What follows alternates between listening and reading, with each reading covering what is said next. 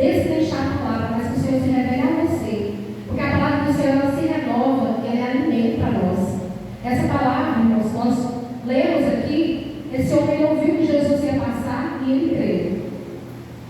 ele perseverou no clamor dele.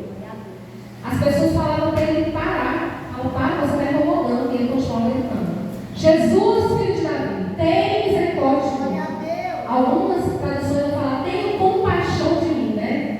Tenha compaixão de mim. Jesus, filho de Davi, ele chamou a atenção. Mas primeiro ele reconheceu quem era Jesus. Porque aquela multidão de muitas pessoas acompanhavam Jesus, mas elas não tinham entendimento de quem era. Elas viam Jesus operando milagres, elas viam Jesus salvando, libertando, curando, ressuscitando, mas elas não criam que ele era filho de Deus vivo.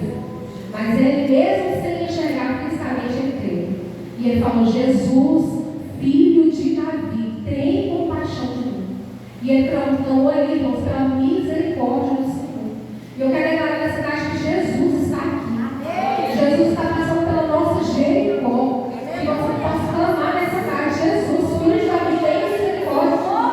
Porque o Senhor é misericordioso, irmãos. Ele está aqui para operar milagres.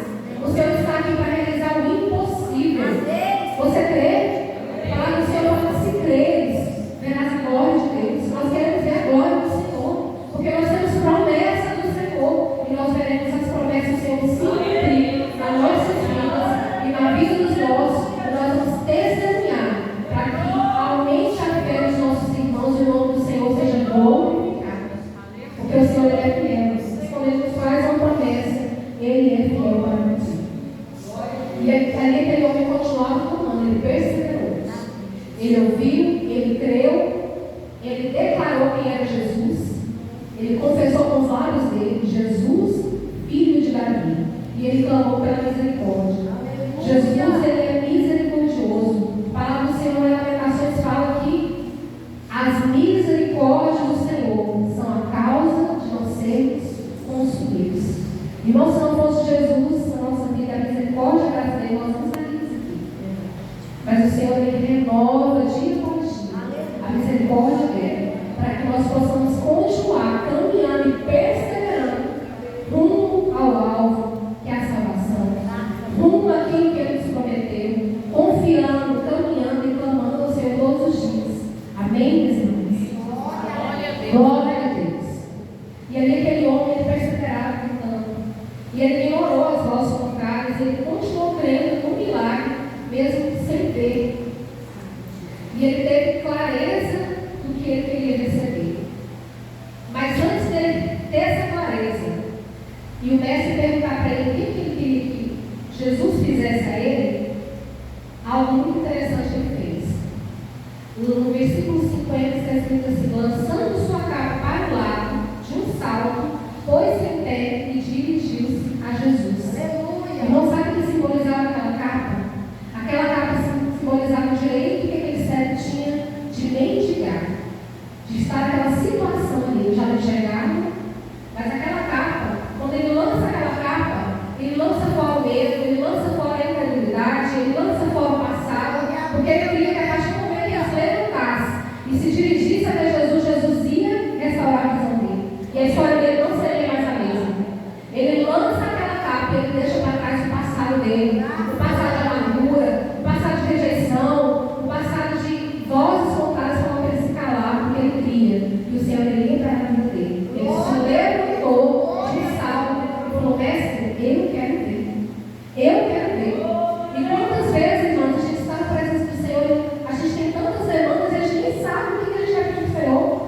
Eu não sei na sua vida como é, mas às vezes eu me coloco diante do espelho e falo: e aí, se fosse comigo, o que eu ia responder para Jesus se ele passasse aqui?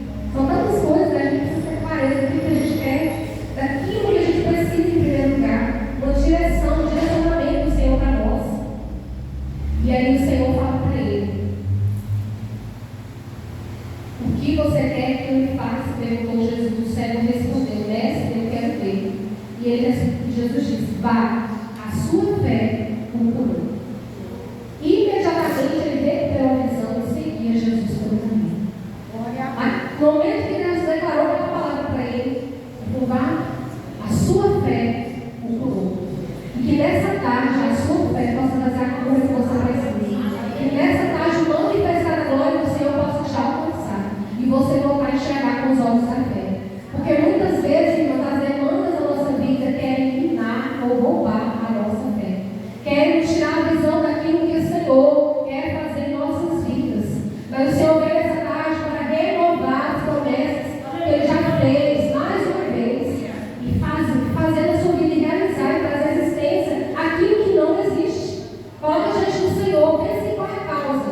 ele passar por aqui pela sua Jericó nessa tarde, o que você quer que ele te faça?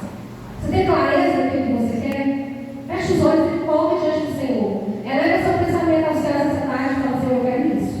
Faz isso na minha vida, Jesus. Realiza este milagre, Senhor. Porque o Senhor está aqui para operar e trazer de volta a sua visão, restaurar a sua fé, restaurar as suas forças. Mas você precisa deixar as capas para trás.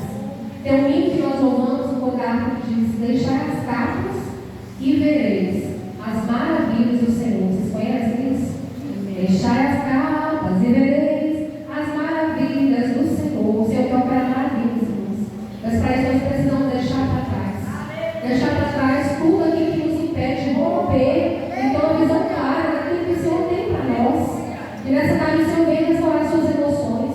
Aqui já foi falado sobre como nós somos seres tricotômicos, três em um: corpo, alma e espírito. O Senhor quer restaurar cada área da nossa vida. Às vezes você chegou aqui nessa tarde, se eu te perguntasse, você falasse assim: eu estou despedaçada. Cecília, eu não tenho forças nem para crer mais que o Senhor faz. Mas eu quero dizer assim, para vocês estarem o seguinte: o Senhor está aqui para te restaurar.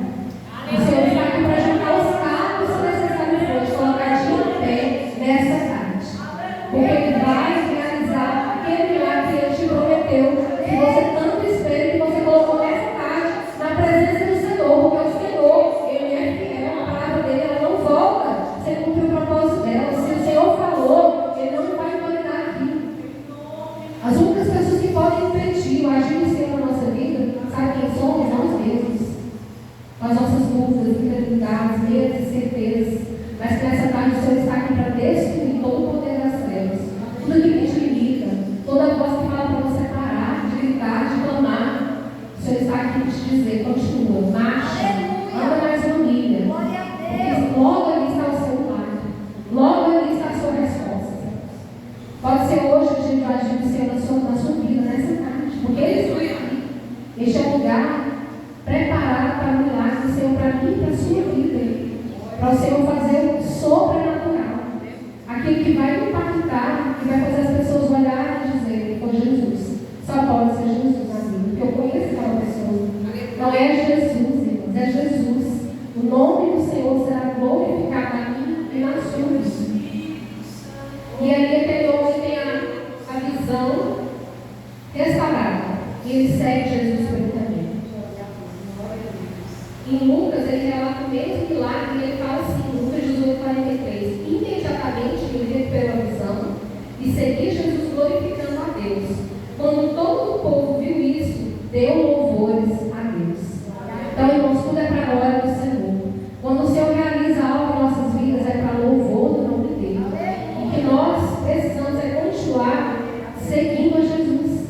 Seguindo a Jesus. Porque mais importante do Senhor realizar o milagre na nossa vida é nós continuarmos perseverantes. Porque o maior milagre é a salvação. Quantas vezes, infelizmente, a gente vê pessoas que buscam a Deus até Deus realizar o milagre, depois ela recebe aquela bênção e nunca mais aparece. Você já viu alguém assim? Mas esse não é o propósito do Senhor. O propósito do Senhor é Ele nos abençoar, que nós continuemos sendo abençoados. Porque a vida do cristão, irmãos, é de fé a fé e de glória em glória. Deus não vai nos entregar nenhuma bênção que seja para nos afastar do propósito dele. E nem antes do momento que nós estamos preparados. Porque o Senhor sabe o momento que a gente está preparado para receber a bênção. Quando a gente ouve o Senhor falar, a gente quer que seja hoje ou amanhã. Mas Ele está nos preparando para que seja perfeito. Para que seja um tempo dele. Para que a bênção não se transforme em uma maldição. Mas que nós possamos continuar. Mesmo com a nossa bênção nas mãos, continuar perseverando e servindo a Jesus. Porque maior que a bênção é o abençoador. Nós precisamos ter esse relacionamento com Jesus firmado. Firmado a cada dia, apesar das circunstâncias, apesar das adversidades, apesar de todas as dificuldades. Glória a Deus. Em Hebreus 11:6 diz assim: sem fé é impossível agradar a Deus, pois quem dele se aproxima precisa crer que Ele existe e recompensa aqueles que o buscam. Quero dizer para você nessa tarde: você tem recompensa para você. Você tem buscado, tem clamado. Tudo isso você tem depositado aos pés do Senhor.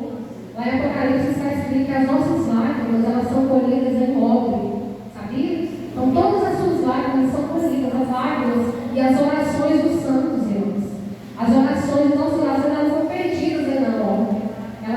mão, destino certo, depositados nas mãos daquele que vai trazer a resposta para as nossas vidas. Não tenha louco em tudo. Mas para isso nós precisamos ter clareza, perseverança, continuar servindo o Senhor e não deixar que a incredulidade, a dúvida, as vozes contrárias, o medo ou o passado venham nos impedir de alcançar o milagre do Senhor para nós. Porque o Senhor é Deus de fidelidade, o Senhor é Deus que faz a promessa e Ele cumpre. E nós precisamos confiar que Deus tem controle de todas as situações. Quando, irmãos, é importante a gente saber o que a gente precisa e confiar no nosso Pai e saber que Ele tem o melhor. Quando eu estava preparando esses voos, eu lembrei de testemunho que eu vivi há 15 anos atrás, mais de 15 anos atrás. A minha filha mais nova tinha uma cirurgia para fazer. E aí, na época, a gente tinha um plano pelo trabalho do meu esposo, o plano era de médico, mas ela tinha que tirar uma hérnia, e pelo fato de ela ser pequena, a gente quer uma hérnia. A gente se dói, né? Eu fui passar por uma cirurgia. Na hora, quando o médico falou para mim, mãe, que dia que você quer que marque? Eu já pensei. Só que antes disso, teve um processo. O meu processo vai voltar a recalcular para contar para vocês, só que foi desde o início. Foi assim, eu comecei a ver algo diferente na barriga dela, que a pediatra não via, uma protuberância. E a médica, toda vez que eu levava ela para consulta, ela falava assim, tem nada aqui, mãe, ela está chorando, está normal, estendeu a abdominal. E eu, como assim? Eu estou vendo, né, que tem alguma coisa. Aí foi 3 consultas e eu falando, tinha, eu não tinha.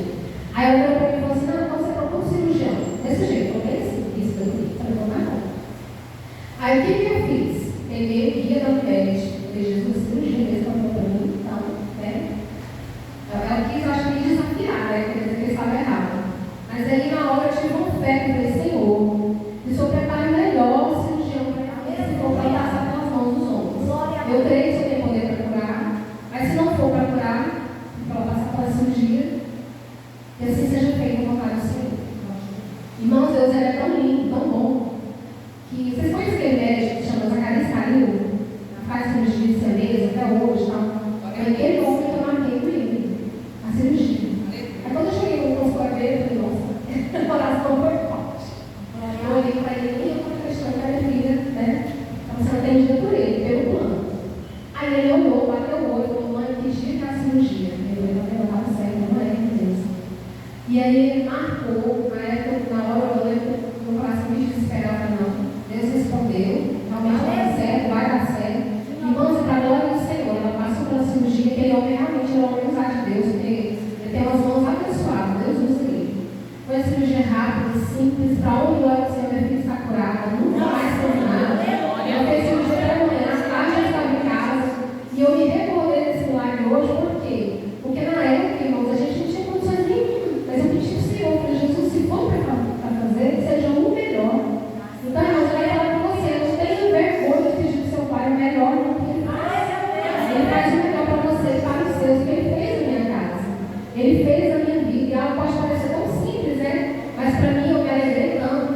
E foi uma vitória que nós recebemos do Senhor, né? Porque às vezes se eu tivesse continuado com aquela pediatra que não tinha nada, eu poderia ter evoluído para algo pior, mas foi simples, foi rápido. E Deus colocou a mão e interviu na história. E ela está curada para a glória do Senhor.